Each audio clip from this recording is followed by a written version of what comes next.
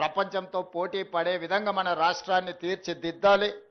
తెలంగాణలో ఉండే నిరుద్యోగ యువకులకు లక్షలాది ఉద్యోగాలను ఈరోజు ప్రైవేట్ పరిశ్రమలలో కల్పించాలి. ప్రభుత్వ ఉద్యోగాలే కాదు, మిత్రులు శ్రీధర్ బాబు గారు చెప్పినట్టు తెలంగాణ రాష్ట్ర ప్రభుత్వము ఇప్పటి వరకు 75,000 ప్రభుత్వ ఉద్యోగాలు ఇచ్చింది.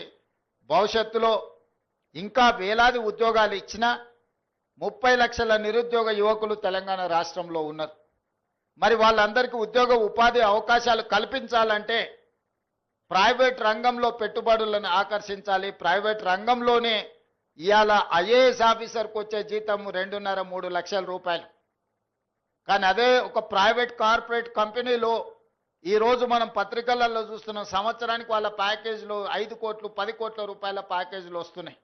రీసెంట్గా IIT స్టూడెంట్కి 1.5 crore ఆయన ప్యాకేజ్ వచ్చిందంటే నెలకు వాళ్ళ జీతభత్యాలు ఎంత వస్తున్నాయో చూడండి.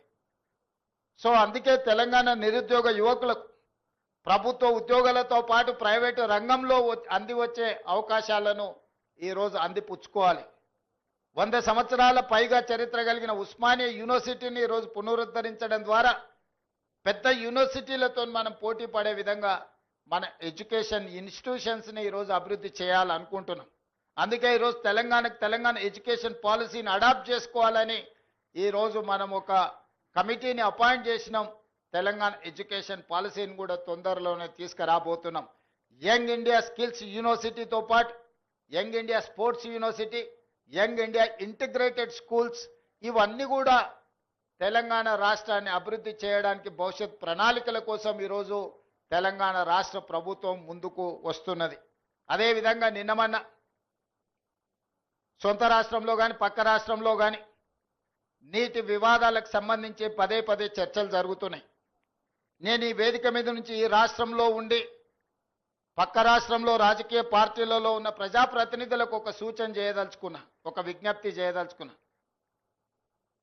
మీకు పంచాయతీలు కావాలన్నా నీళ్లు కావాలన్నా అని ఎవరైనా నన్ను అడిగితే తెలంగాణ రాష్ట్రానికి నీళ్లు కావాలని నేను కోరుకుంటా. మీకు వివాదాలు కావాలన్నా, మీకు పరిష్కారం కావాలన్నా అంటే నేను పరిష్కారం కోరుకుంటా.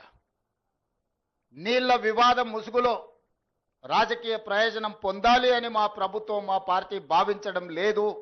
2 రాష్ట్రాల మధ్యలో ఉండే సమస్యల్ని శాశ్వతంగా పరిష్కరించాలి అని తెలంగాణ ప్రత్యేక రాష్ట్రాన్ని శ్రీమతి సోనియా గాంధీ గారు కాంగ్రెస్ పార్టీ ఇచ్చింది. కాబట్టి నీళ్ల విషయంలో వివాదాలు, నీళ్ల విషయంలో రాజకీయ లబ్ధి కోసం ఆలోచన చేయొద్దు. రాజకీయాలకు అతీతంగా మనం ఈరోజు ఆలోచన చేసుకొని పరిష్కరించుకోవాలి. ఈ పరిష్కారాలకు చర్చలు ఒక్కటే పరిష్కారము. న్యాయస్థానాల దగ్గరనో ఇతరుల దగ్గర పోయి పంచాయతీ తెంచుకునే కంటే మనమే కూర్చొని మన సమస్యల్ని సామరస్యపూర్వకంగా పరిష్కరించుకోవాలనేదే మా విధానము. పక్క రాష్ట్ర ముఖ్యమంత్రి గారికి నేను విజ్ఞప్తి చేస్తున్నా, కృష్ణా నదిలో ఉన్న మా పాలమూరు రంగారెడ్డి ఎత్తిపోతలు కావచ్చు, మా కల్వకుర్తి లిఫ్ట్ ఇరిగేషన్ కావచ్చు, మా డిండి ప్రాజెక్టు కావచ్చు, మా ఎస్ఎల్బిసి భీమా నెట్టంపాడు ప్రాజెక్టులు కావచ్చు, ఉమ్మడి రాష్ట్రంలోనే మంజూరైన ప్రాజెక్టులు. వీటి అనుమతులకు మీరు అడ్డంకి పెట్టకండి. వీటి అనుమతులకు మాకు సహకరించండి. ఉమ్మడి రాష్ట్రంలో ఉన్నప్పుడే మంజూరైన ఈ ప్రాజెక్టులకు ఆంధ్రప్రదేశ్ రాష్ట్రం నుంచి అభ్యంతరాలు రావడం వల్ల ఎన్విరాన్మెంట్ క్లియరెన్సులు కానీ సిడబ్ల్యూసి క్లియరెన్సులు తెచ్చుకోవడంతో మాకు సమస్యగా మారింది. ఇవి రాకపోవడం వల్ల మాకు రావాల్సిన బ్యాంకులో నుంచి రుణాలు కానీ కేంద్ర ప్రభుత్వం అందించాల్సిన సహాయం కానీ యాక్సిలరేటెడ్ ఇరిగేషన్ బెనిఫిషియరీ ప్రోగ్రాంలో కేంద్ర ప్రభుత్వం 60% నిధులు ఇవ్వడానికి అవకాశం ఉన్న ప్రాజెక్టులు మాకు రావడం లేదు.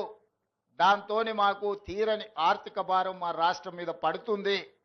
ఇవన్నీ కూడా మీరు సహకరించండి. మీకేమైనా సమస్యలు ఉంటే కూడా మేము సానుకూలంగా ఆలోచన చేస్తాం. మేము వివాదం కోరుకోవడం లేదు. నేను మరొక్కసారి ఈ వేదిక మీద నుంచి చెప్పదలుచుకున్నా, నేను శాశ్వత పరిష్కారాన్ని కోరుకుంటున్నా. ఇది రాజకీయ ప్రయోజనం కాదు, ప్రజల ప్రయోజనము, రైతుల ప్రయోజనము, పెట్టుబడిదారుల ప్రయోజనము. ఇంతకుముందే మిత్రులు శ్రీధర్ బాబు గారు వస్తూ చెప్తున్నారు, మనం డేటా సెంటర్స్ని అత్యధికంగా ఈ ప్రాంతంలో